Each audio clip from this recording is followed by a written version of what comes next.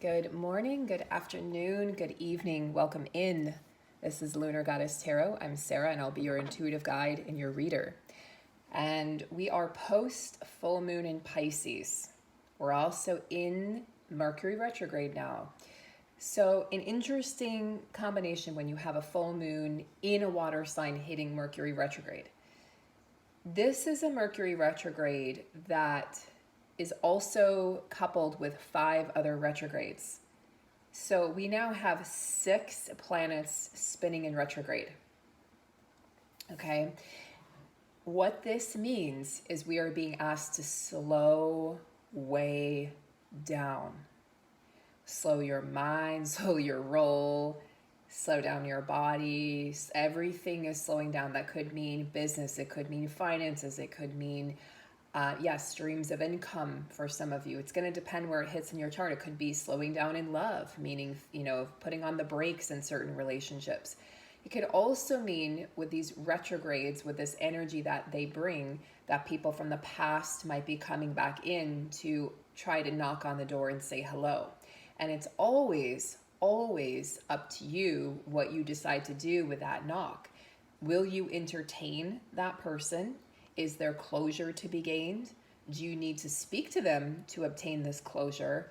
Or is that already a closed door for you, and this is just something that maybe they feel they need for their closure? So you have to really determine if it's worth opening that door or not. Sometimes it absolutely is, and other times it's going to be to your detriment emotionally, mentally, and maybe even physically and spiritually. So there are doors that may feel like they're not opening right now. And those are the new doors, those thresholds that you want to cross, those doors that you want to open. You feel like I'm tugging at them and they just won't open.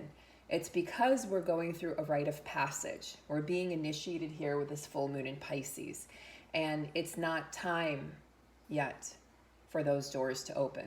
So up until about the first week of October, and maybe even afterwards, because we're still going to be in Mercury retro, the shadow period afterwards, it could feel and then we'll be in Libra season, which isn't the busiest or most active of seasons. But then we hit Scorpio at the end of October into November, and then Capricorn, Sag, so we're definitely on a roll after that. And we'll hit Pisces season again, but not for a couple months. So let me not get ahead of myself. The point of all this is I wanted to come on here and do a reading for you guys because to complement the Patreon full moon and Pisces post I did yesterday for my VIP patrons. I do new moon and full moon readings every month for my VIP patrons. I have extended readings for my all access tier. And I wanted to just let you guys know that I have posted that. It was a day late because I had a friend in town this weekend, and I wanted to make sure that I had the time to dedicate to sitting down and actually writing a post that would be meaningful, because that full moon in Pisces brought up a ton of stuff for me as well. It's very emotional, lots of tears, lots of cleansing through the water element. And we are still in that process of a huge identity shift or crisis, or however you want to call it. It's not really a crisis, but it kind of feels like that. But we are shifting who we are, what we like, what our standards are. All of those things are shifting in such a major way and so fast that maybe you feel like you can't keep up with it. So I wanted to just be here for you guys, and with this reading, I will have an extended reading on this also over on Patreon. So I wanted to let you know, so you can check out the extended reading as well to obtain even more clarity. And that extended reading is what the content will be determined based on what comes up here for this reading. But also on the Patreon post, I did include, this is new for this particular post, this full moon and new moon series. In this one, I decided to include some information about how this impacts the feminine and some information about how this impacts the masculine separately. So I thought that would be really beneficial, because I know that a lot of you are feeling the nostalgia of the counterpart connection if you are part of what we call and label a twin flame connection. And if you're just here and you're on a soulmate journey, or you're just on an individual star seed, light worker, or ascension journey, you are all welcome here. Okay.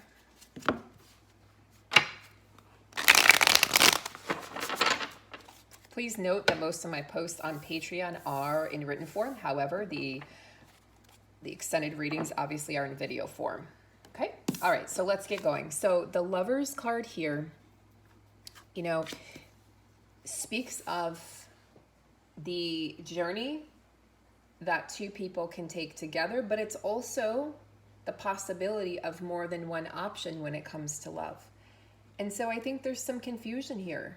You know, this can speak of soulmates. This can speak of kindred spirits coming into your path. It can speak of that amazing, incredible attraction that two souls have, partnership, sacred partnership. But it can also speak of entanglement or codependency and the need to heal that. It can also speak of two separate paths, two lovers, two potentialities, right? Two possible timelines that you could be encountering right now.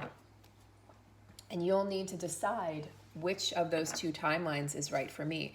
And again, with the retrogrades here, the 6 planets moving in retrograde, what we have is this need to really, really rewind, redo, reinvent, restructure, everything. So as we move slower than normal right now, both mentally and physically, see if you can use that to your healing advantage. And see if you can really see this clearly, because with Mercury in retrograde, things can be a little foggy because you will have past lovers. Many of you have already mentioned it on the comments that past lovers have come in and they're going to be knocking on your door. Could be the counterpart. And then you have to determine, are they in a position or state where I actually want to welcome them in? Are they in a position mentally and emotionally and maybe physically, spiritually, where they can offer me what I need? Don't sell yourself short just because they finally come in. There's finally communication. This is so exciting. Don't sell yourself short just because there's an appearance. Because I think there could be an appearance of people from the past for a lot of you. And if there isn't an appearance, don't worry. It's not that you're forgotten. You should actually thank your lucky stars, because that just means that you have cleared the karma and there's no need for that person to reappear in this lifetime. So you can thank them, you move on with forgiveness, and know that this is something that I have completed full circle. Maybe that's a cycle with your counterpart, but with a soulmate or a kindred, that could absolutely be things have come to completion. So I just want to make that really clear. So let's pull a card here for, there's a lot of love. Pisces can bring in a lot of love. Pisces can also bring in confusion. He is ruled by Neptune. So the higher octave, the higher energy of Pisces is very Neptunian. The Neptunian influence can bring about a lot of subconscious energy, and energy that might be buried, energy that we can't see, that's not on the surface, energy that is beneath the surface, and also energy that's cloudy, kind of like putting on rose-colored glasses. And so with Mercury retrograde and a full moon in Pisces, you're probably not seeing clearly. So it's not really a good time to take action, especially in matters of the heart. You might, after the retrogrades clear and things move direct, the planets move direct, especially Mercury, you might find, oh my gosh, I'm not even interested in this person. This isn't even somebody or something that I would entertain normally. And that happens all the time. Or you can hear about somebody getting married during retrograde, like fell in love at first sight, they got married, and then the retrograde goes direct, and all of a sudden, they nullify the marriage, okay? Or it's, immediate divorce. So if they say if there's something you try to sign during Mercury retrograde, it's not likely to stick. It's not likely to be a long-term and a lasting partnership or commitment, whether that's business or pleasure. Look at all these major arcanas coming in. So yeah, it can feel like you're out of control because we don't have the energy here of the minor arcana. It's all major. The Lovers coupled with the Star. So there's this hope that I've talked about recently that's being sort of reinstilled. And I talked about that with the last new moon. There's this hope, right? We had the new moon in Virgo bringing in hope. Then we had the full moon in Pisces bringing in calamity, really, and chaos, honestly. This was a very emotionally almost destructive full moon. A lot of people are expressing that everything just feels really heavy and that they really just want an exit. Like, where's the exit? Where's the door? I want off this journey. I want off this planet. Because it's just, everything is so intense. And it's not just in one area of the world, it's everywhere. We're all feeling this. And so those of you who are empaths, which many of you will be, if you're watching this channel, you're taking on the collective energy, the collective angst. So we're feeling that. There's no, 12th house Pisces, there's no energy that speaks to the collective angst quite like the 12th house.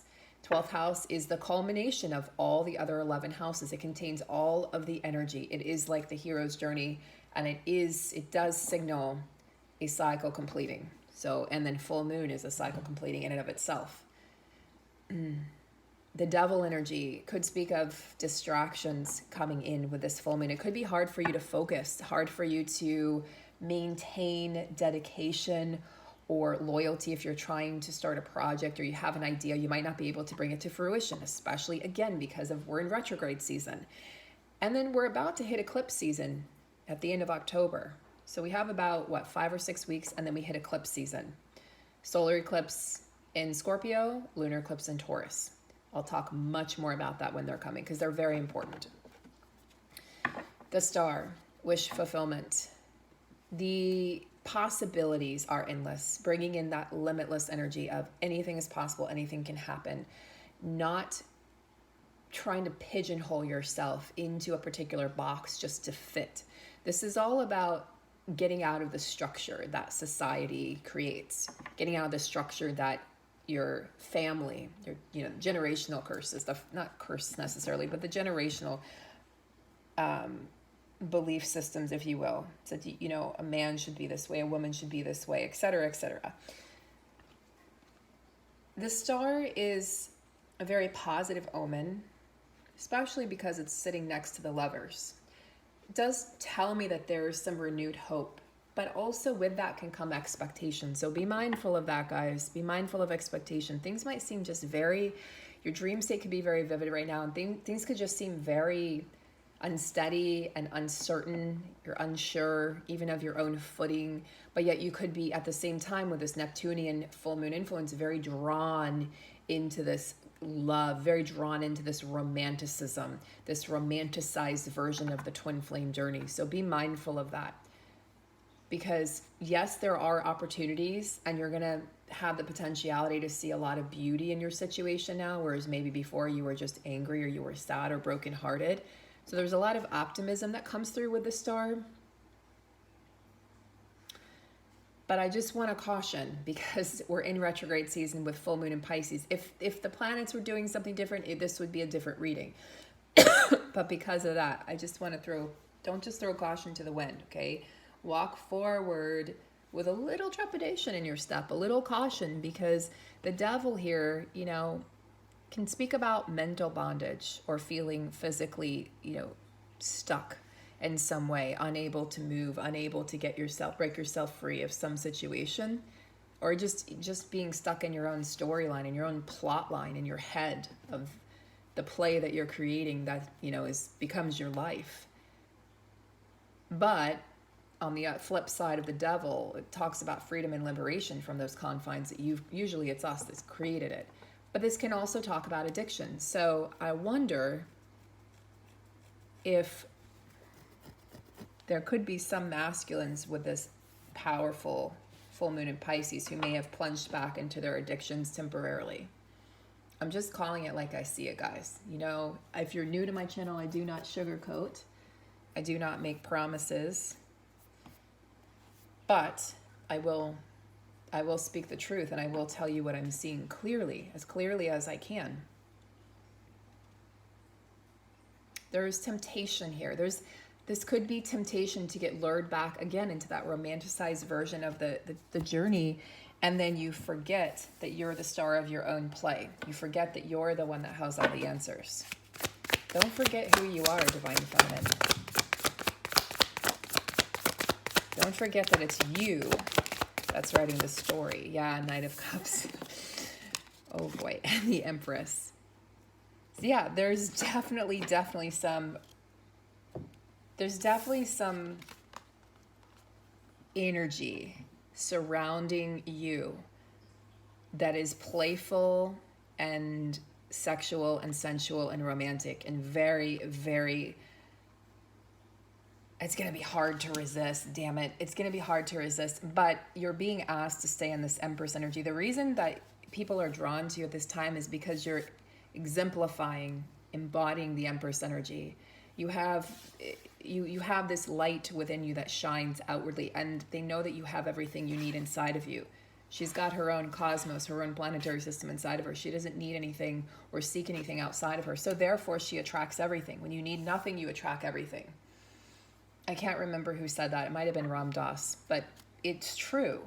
When we're needy and we need, you feel like you're attracting nothing. When you stop, fill up your own cup, which is what the Empress has been doing, suddenly you've got a lot of suitors. Some of them are not going to be the best fit for you. Some of them are going to watch out for addictions, watch out for the bad boys, because they're going to be coming in here with the retrogrades. They always do, especially people from the past, but this could be new people as well, new love interests. Because some of them might seem too good to be true, or they might seem, remember, we're dealing with that Neptunian influence here. It's hazy, it's not clear. They might seem like they're everything you've ever wanted, kind of narcissistic. So be mindful, guys, of that. Very interesting reading. Very, very interesting reading. So I'm going to continue this reading actually over on Patreon for the extended reading. This is interesting. Not what I expected. However, it's telling a story. It's very much a romantic plot line. There's kind of no escaping that. And I want to, for the extended reading, we're going to look deeper into what this means for the feminine and how she's showing up for herself while this is happening. And is there a possibility of something sustainable or long-term coming from this? Could this be possible? And also I want to look into the masculine's role in this, because this is very interesting. They're very eager, they're very forthcoming right now, and they're playful. And I feel almost like they're fearless as they come forward, like they're not afraid, right? It almost feels like they're not afraid to approach the feminine. So I want to know why that is. What has been, how have they freed themselves? Because this is uninhibited energy. So there is definitely someone that wants to come forth bringing communication, because I always see the shell of communication, but also expansion. They want to expand upon, what was. And I feel like they might even come in and just be like, here I am. You've been waiting for me. So you're going to have to really decide how you want to handle this feminine. So I'll continue this over on Patreon. It's available at the all access level and above. Thank you guys for watching. And if you would like your own private reading, you can reach out to me, or you can just book your reading on my website. It's listed below. You can look under offerings for coaching sessions if you're on this journey and you need some assistance and guidance, or you can look under the reading section. And I look forward to working with you. Take care, guys, and I will see you soon. I'll be back soon with another reading.